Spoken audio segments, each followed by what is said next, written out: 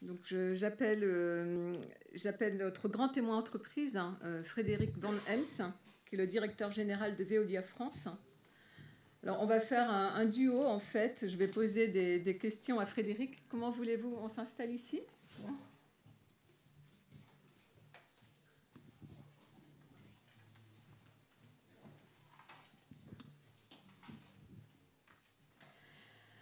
Bonjour Frédéric, donc vous êtes le DG de Veolia France et vous êtes un ancien d'HEC. Alors est-ce que vous pouvez brièvement nous retracer le parcours qui vous a conduit d'HEC à cette grande entreprise industrielle? Bonjour Madame la Présidente, bonjour à tous et à toutes, ravi d'être là avec vous. En fait, avant les bancs d'HEC, quand j'étais adolescent, je voulais être ingénieur des eaux et forêts. Donc maintenant, je suis chez Veolia, je m'occupe d'eau. Donc vous voyez, quand on a un destin, manifestement, on y revient. Entre-temps, c'est vrai que les hasards de la vie m'ont conduit à faire plein de choses très différentes.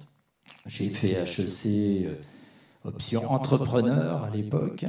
Et puis j'ai fait aussi beaucoup en parallèle, on y reviendra peut-être tout à l'heure, du scoutisme, de la haute montagne et du handball. Et je pense que j'ai été formé par le tout, par HEC, par le handball, par le scoutisme, par la haute montagne. Et puis après, j'ai eu un parcours toujours de manager opérationnel dans différentes entreprises. J'ai commencé pendant 7 ans au Figaro à m'occuper d'imprimerie et de distribution, puis 7 ans dans le groupe Lagardère à l'international dans les métiers de la distribution, puis 7 ans dans le groupe Areva dans le nucléaire, à m'occuper d'enrichissement de l'uranium et de mesure de la radioactivité. Et puis j'ai été PDG de Cegelec avant de monter ma petite boîte de conseil, le temps de retrouver un nouveau job. Et je suis depuis 4 ans chez Veolia et depuis 1 an et demi donc directeur général de Veolia aux France. On se partage un micro, il n'y en a pas un deuxième. Les ressources sont rares en fait. Alors, sur le... Non, bon, c'est pas grave, on va faire micro commun. Donc, notre congrès porte sur les transformations sociétales. Alors, quelle vision avez-vous de l'impact de ces transformations sur votre entreprise? Et puis, comment votre entreprise contribue-t-elle justement à ces transformations sociétales? Comment vous prendriez le sujet? Comment prenez-vous le sujet? Alors, c'est clair que nous constatons, et je me suis fait quelques antisèches ce matin dans le train, nous constatons, comme vous tous, des transformations sociétales majeures à un rythme de plus en plus accéléré. Il y a bien sûr la complexité qui est accrue dans tous les domaines, juridiques, financiers, techniques, vraiment dans tous les domaines à 360 degrés. Il y a la technologie. On est dans un monde de plus en plus technologique, le ministre vient d'en parler.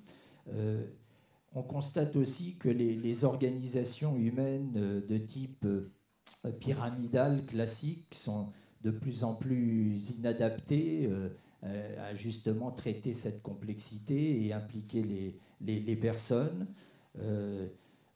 Une autre chose à laquelle on est, nous, particulièrement confrontés, mais toutes les entreprises, je pense, c'est le fait que la globalisation a entraîné un déplacement des richesses, un déplacement géographique, mais aussi un déplacement entre les personnes, et qui a une concentration probablement excessive de cette richesse aujourd'hui, avec du coup des tas de phénomènes de déclassement, d'exclusion. Stiglitz avait parlé du triomphe de la cupidité il y a quelques années. Dans un certain nombre de domaines, on peut voir ce triomphe particulièrement triomphant. Et tout ça génère du coup des phénomènes d'exclusion, des gens qui se retrouvent au bord de la route, qui ne sont plus en état de communiquer. Et quand on n'est plus capable de communiquer, on communique par la violence. Et je pense que nous sentons tous cette violence de plus en plus présente. Les populismes, en conséquence, gagnent, déstabilisent la globalisation. Il y a aussi la digitalisation avec ses risques, mais aussi avec toutes les opportunités qu'elle présente.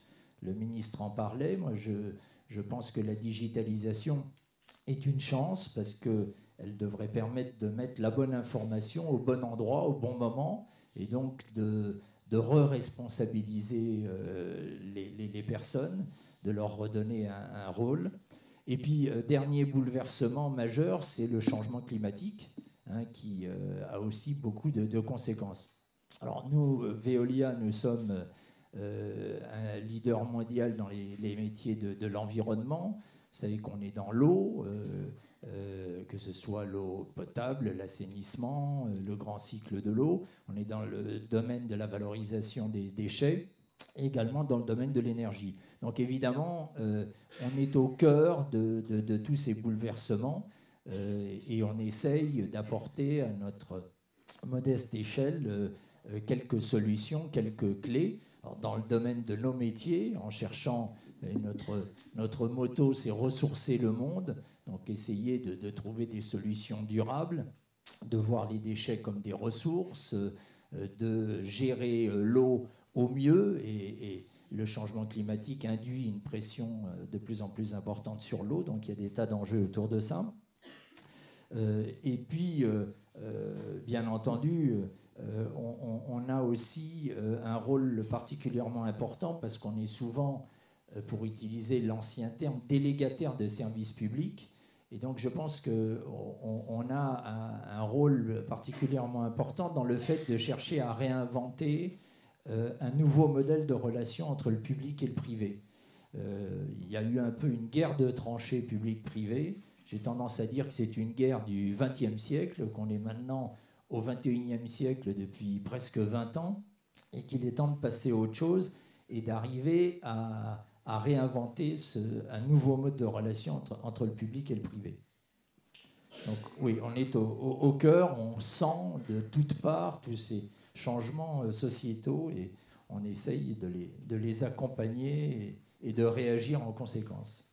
Et en ce qui concerne plus particulièrement nos jeunes diplômés qui intègrent vos entreprises, votre entreprise, par rapport à tous ces bouleversements, ces changements de posture, on mesure chez nos jeunes diplômés, on fait des sondages réguliers pour connaître un petit peu leurs aspirations, et on voit de plus en plus leur aspiration à de nouveaux modes de management, une posture différente dans les entreprises, la prise en compte de leurs valeurs pour leur carrière professionnelle. Donc on voit cette montée et cette évolution des jeunes générations. Est-ce que vous le ressentez dans l'entreprise? Est-ce que les jeunes diplômés également transforment votre entreprise? Comment vous prenez en compte cette jeunesse qui arrive chez vous? On le sent très fortement. J'ai été très intéressé par les résultats de cette étude que j'ai trouvée très très bien faite.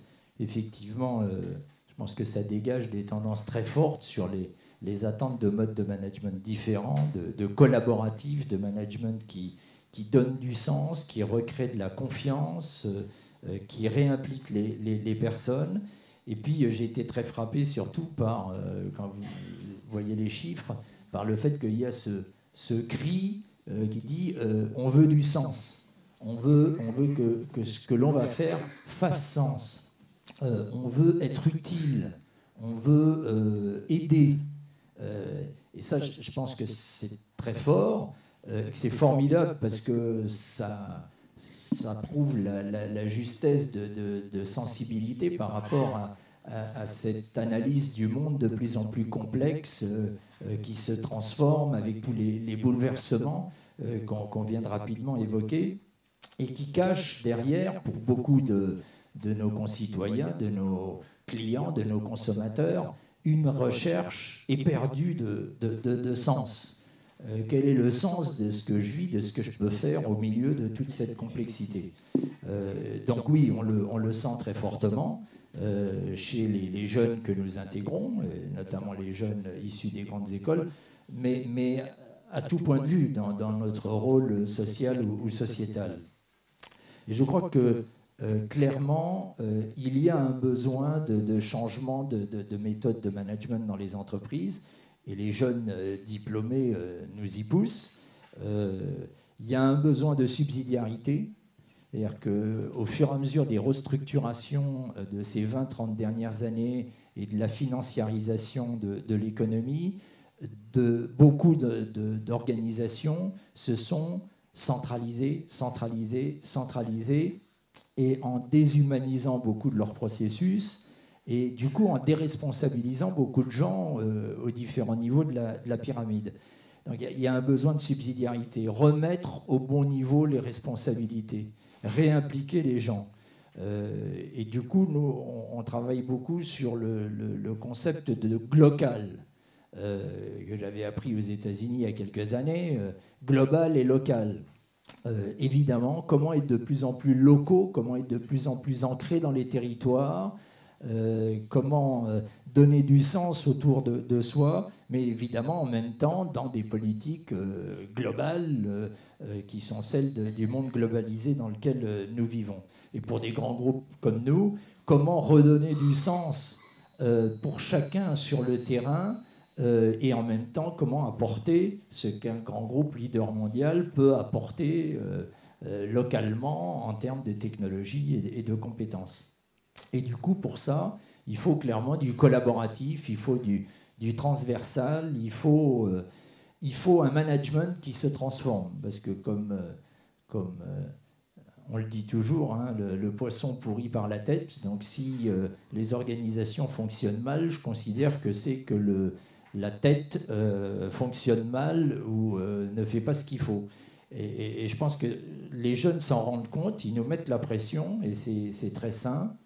Et du coup, on travaille, je pense que toutes les organisations le font, nous le faisons chez Veolia, pour essayer, comme on l'a dit dans notre vocabulaire, d'inverser la pyramide, de remettre le plus de responsabilités au plus près du terrain, de fondamentalement remettre la personne humaine au cœur de tout ce que nous faisons. Remettre la personne humaine, le salarié, le collaborateur, le jeune manager, le jeune diplômé, le client, l'inspecteur des impôts, tout le monde va réhumaniser la relation, remettre la personne humaine au cœur de tout ce que nous faisons.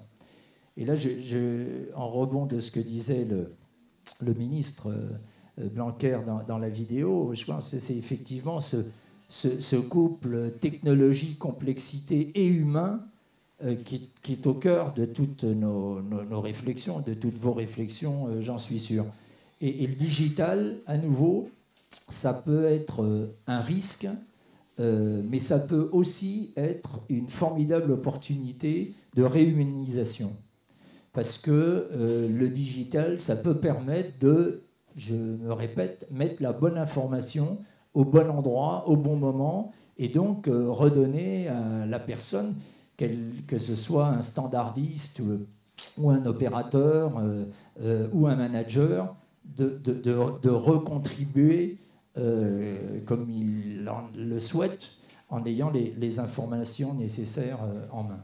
Et un dernier mot peut-être, il est présent d'ailleurs dans l'enquête également, c'est le mot de confiance.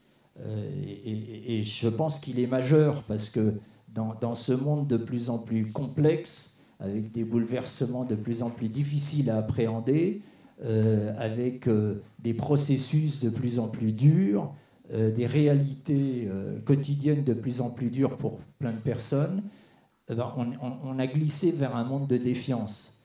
Et je crois qu'il y a un immense besoin de retour à la confiance dans l'entreprise, entre l'entreprise et ses clients, entre l'entreprise et la société, et puis dans la société d'une manière générale. Alors, est-ce que tout ça se traduit finalement par des nouvelles compétences que vous recherchez chez les diplômés? Est-ce que ça change la façon dont vous les recrutez? Qu'est-ce que vous en attendez finalement? Toutes ces tendances que vous nous donnez, de remettre l'humain au centre, l'inversion de la pyramide, les responsabilités, etc. Est-ce que ça change les compétences que vous recherchez? Est-ce que ça change la façon dont vous allez recruter et chercher ces compétences? Ou pas? Est-ce qu'on reste dans des choses notamment concernant les grandes écoles. Bien sûr, concernant les grandes écoles. Je pense que les étudiants...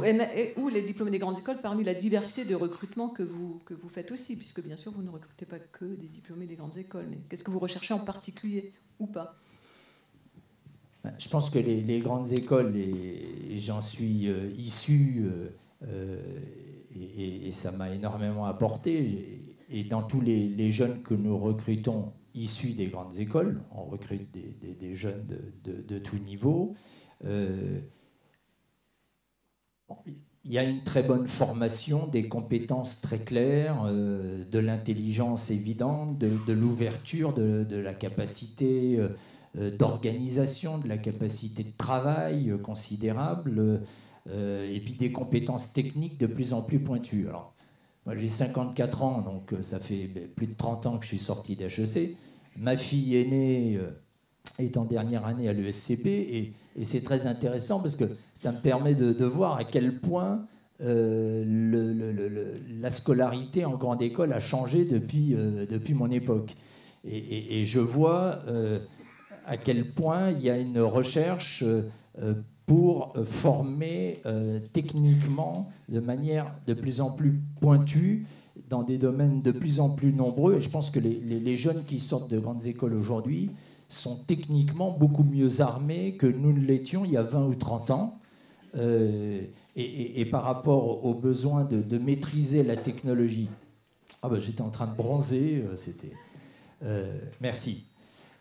Et donc, ils sont mieux armés, et ça, c'est des grandes forces, et surtout, il faut les maintenir. Parce qu'il ne faut pas se laisser dépasser par la technologie, plus maîtriser, et donc avoir ces bases solides. Donc il faut les mêmes compétences, mais je pense qu'il en faut d'autres en plus, pour être capable, pas seulement de ne pas se faire dépasser par la technologie, mais d'arriver à appréhender la complexité. Et puis, les grandes écoles forment les jeunes qui vont avoir des responsabilités importantes dans le monde en général, dans les entreprises en particulier. Et on évoquait tout à l'heure, il y a quand même des tas d'enjeux complexes et passionnants en même temps en ce moment. Le fait de sauver la mondialisation, parce que moi je crois que la mondialisation a apporté plein de choses très positives, mais elle a eu plein d'excès.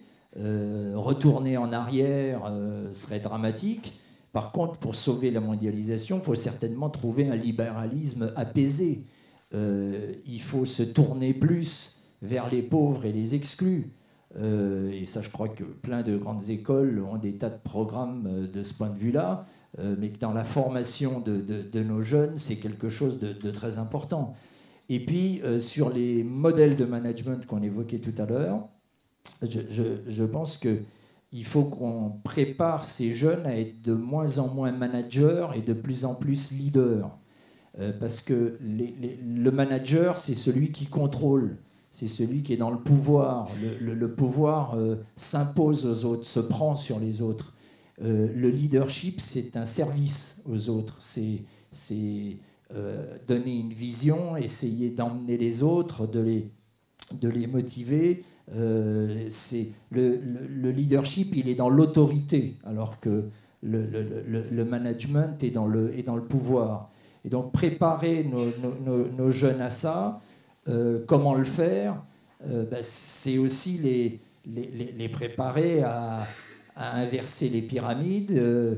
Et pour faire ça, je pense que les points très importants, c'est de développer les capacités de relations humaines, c'est de développer les qualités d'exemplarité et d'humilité, parce qu'on ne peut pas être un leader sans exemplarité et sans humilité. Alors comment le faire ? J'en sais rien, et ça c'est votre métier à vous, donc je pense que vous avez probablement beaucoup plus les réponses que je ne les ai. Mais je pense intuitivement que ça passe par le fait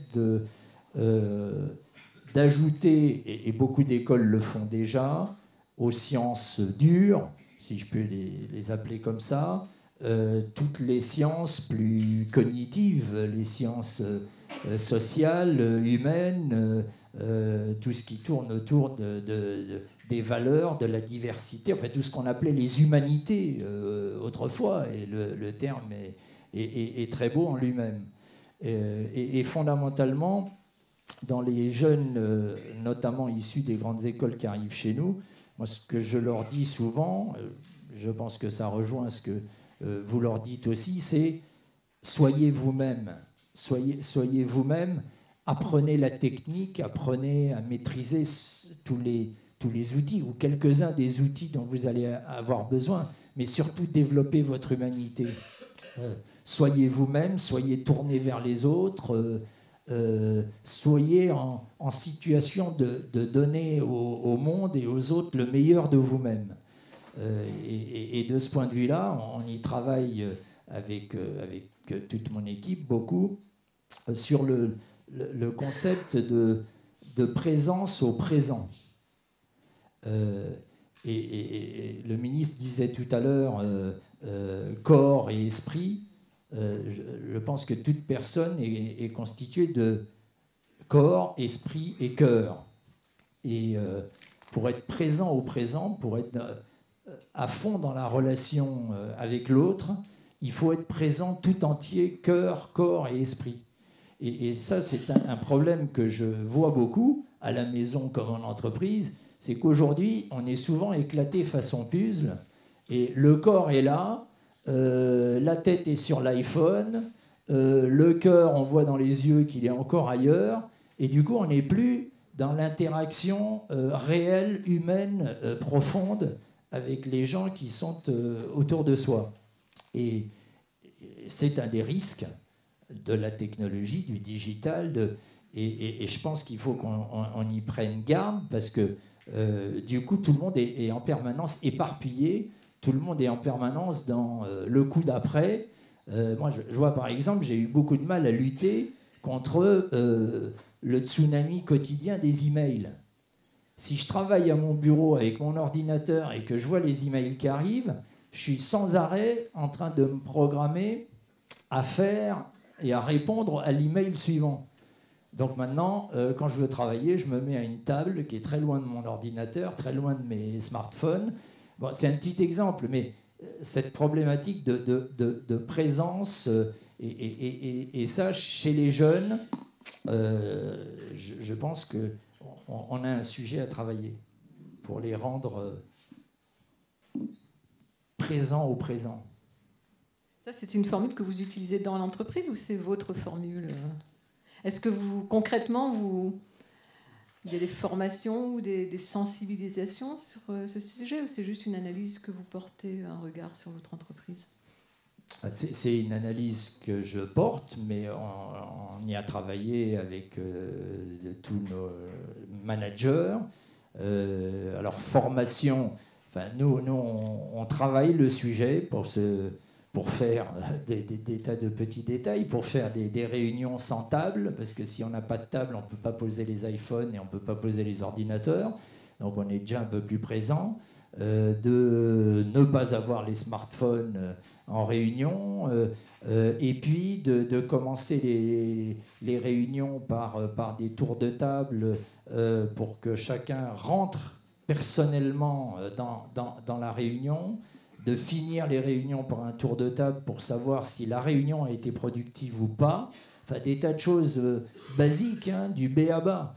Mais je pense que justement, si ces petites choses-là étaient expliquées dans les écoles, ces humanités, c'est des choses toutes simples, ça aiderait à avoir des jeunes qui rentrent dans les entreprises et qui vont être encore mieux outillés pour être eux-mêmes et pour appréhender cette complexité et faire face à tous les enjeux qu'on évoquait. C'est bien, je crois qu'on va beaucoup reparler de tout ça pendant la journée et les ateliers. Alors, on me fait signe que le temps passe, mais je voudrais vous poser une dernière question, notamment sur ce différentiel femmes-hommes que nous constatons. C'est-à-dire, on fait dans notre enquête insertion professionnelle, on voit que les chiffres sont au plus haut, que les diplômés sont aspirés par les entreprises. que le diplôme grande école, globalement, protège beaucoup contre ce différentiel homme-femme, parce qu'il est de quelques pourcents, alors que dans le reste des métiers ou de la société, il est de quelquefois 20 à 30%.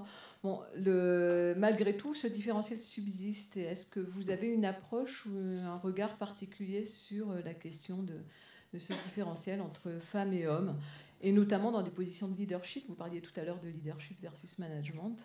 Voilà. Comment vous expliquez ça et qu'est-ce que vous faites concrètement, éventuellement, dans votre entreprise sur ce sujet-là? Une première réflexion, parce que je me suis souvent interrogé sur ce sujet, on s'y interroge beaucoup chez Veolia, on y travaille. Et en fait, historiquement, moi j'ai été surpris de découvrir il n'y a pas très longtemps que c'était un phénomène relativement récent. C'est un phénomène qui est beaucoup issu au milieu du 19e siècle de l'industrialisation qui a créé le salariat. Parce qu'avant, quand les fruits de la récolte étaient partagés, les femmes qui s'occupaient des enfants et de la maison, puisqu'à l'époque c'était encore plus qu'aujourd'hui des femmes, avaient une part de la récolte, comme les hommes et les femmes qui travaillaient au champ. Donc il y avait une valeur du travail domestique et une valeur du travail de la femme. Et c'est l'industrialisation qui a déplacé le travail vers des entreprises et qui a créé le salariat, et qui, honnêtement, a créé un monde du travail fait par les hommes pour les hommes. Et qui a, du coup, accru cette séparation. Mais j'ai été surpris, en lisant des choses, de découvrir que c'était finalement un phénomène qui a un siècle et demi. Alors après, il y avait historiquement d'autres phases, d'autres choses, mais c'est intéressant. Alors aujourd'hui, on est dans ce monde du travail fait par des hommes pour des hommes. Alors heureusement, depuis quelques dizaines d'années, on s'est attaqué au sujet. Tout le monde y travaille. Là, il y a une loi maintenant qui devrait faire se rapprocher complètement les salaires dans les 3 prochaines années. C'est très bien. Chez Veolia, on y est très attentif. On travaille beaucoup au sujet. On a de plus en plus de femmes qui sont à des postes de responsabilité à tous les niveaux. On veille à ce que les salaires se rapprochent et deviennent totalement équivalents. Et je pense que c'est un travail de longue haleine et qui est en tout cas indispensable, parce que je crois qu'il n'y a rien de plus différent qu'un homme et une femme, et c'est formidable. Et cette diversité est évidemment une richesse, surtout dans le monde de plus en plus complexe et mouvant qu'on évoquait tout à l'heure.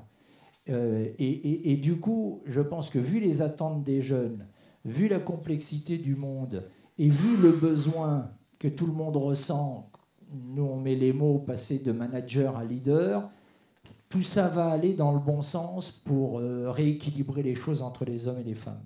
Mais de temps en temps, une petite loi ou des choses de ce type-là aide bien, parce que à la base, c'était un monde du travail fait par les hommes pour les hommes. Merci beaucoup. Merci beaucoup. On peut vous applaudir, je pense.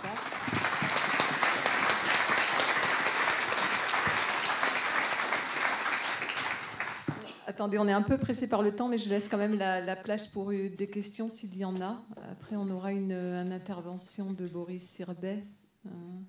Donc, on pourra aussi prendre des questions à la fin sur l'ensemble des 2 présentations. D'accord. Vous êtes pressé ? Je dois partir à 11h15. D'accord. Est-ce qu'il y a des questions tout de suite ? Sinon, on les reporte après, sachant que M. Van Heems doit partir à 11h15. Bon, on va enchaîner sur l'autre présentation. Encore merci. Merci à vous.